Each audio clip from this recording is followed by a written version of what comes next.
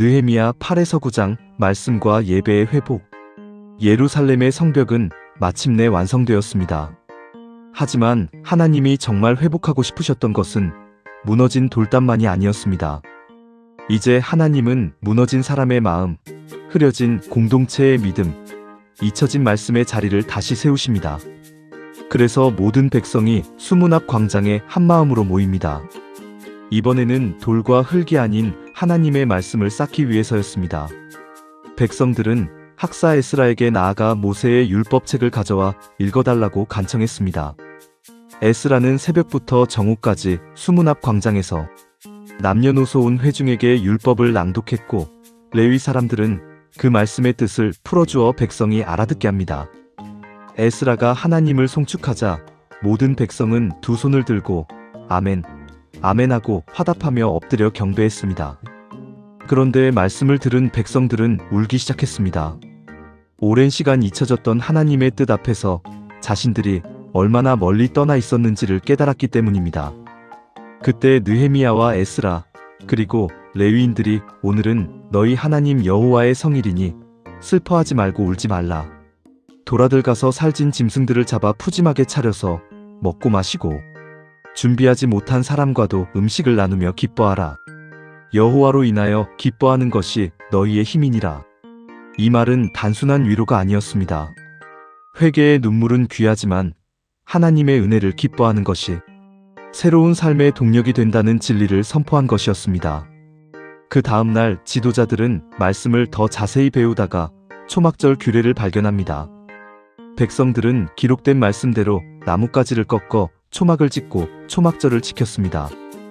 이 절기는 광야 40년 동안 하나님이 이스라엘을 인도하셨음을 기억하는 절기로 여호수아 시대 이후 이토록 성대하게 지킨 적이 없었다고 성경은 기록합니다. 7일 동안 날마다 율법을 읽고 8째 날에 엄숙한 성회로 마쳤습니다. 말씀을 듣고 기뻐하고 기억하는 이 과정이 회복된 공동체의 새로운 일상이 되었습니다. 절기가 끝난 뒤 백성은 다시 모입니다. 이번에는 금식하고 굵은 베옷을 입고 티끌을 뒤집어 쓴 채로 섭니다. 그리고 자기 죄만이 아니라 조상들의 허물까지 차복합니다. 이방인들과 분리된 채로 하루의 4분의 1은 율법책을 읽고 또 4분의 1은 죄를 자복하며 하나님께 경배했습니다. 레위인들이 회개하는 백성을 이끌어 하나님을 찬양하게 했고, 이어 지난 역사에 걸쳐 베풀어 주신 하나님의 은혜와 백성의 불순종을 함께 회고하는 긴 기도가 시작되었습니다. 이 기도는 이스라엘 역사 전체를 아우르는 장엄한 신앙 고백이었습니다. 기도는 창조로부터 시작합니다. 하나님은 홀로 천지를 창조하신 분이며 아브라함을 부르셔서 언약을 맺으신 신실한 분이십니다. 출애굽의 기적, 홍해를 가르신 것, 낮에는 구름 기둥, 밤에는 불 기둥으로 인도하신 것, 시내산에서 율법을 주신 것, 만나와 물을 공급하신 것을 고백했습니다. 그러나 기도는 곧 백성들의 실패를 솔직하게 인정합니다. 광야에서 그들은 하나님께 반역하며 금송아지를 만들었습니다. 그럼에도 하나님은 그들을 버리지 않으셨습니다. 가나안 땅을 주시고 사사들을 세우시고 선지자들을 보내셨습니다. 백성이 죄를 짓고 원수의 손에 넘어가 고통 속에서 부르짖을 때마다 다시 구원해 주셨습니다. 그 패턴이 수백 년 동안 반복되었습니다.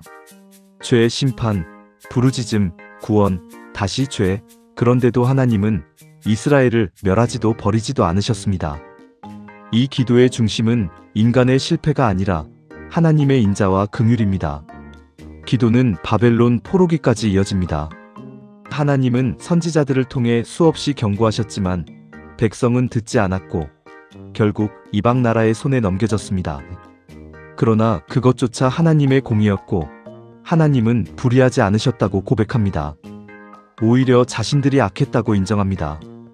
기도의 끝에서 레위인들은 하나님의 크신 자비를 다시 한번 간구하며 지금 자신들이 종의 신세로 살고 있음을 호소합니다. 마지막에 백성들은 거듭된 불순종에도 불구하고 변함없이 신실하셨던 하나님의 은혜를 되새기며 하나님의 율법을 따르겠다는 확고한 언약을 서면으로 작성하여 지도자들과 레위인과 제사장의 이름으로 봉인하여 순종하기로 맹세합니다.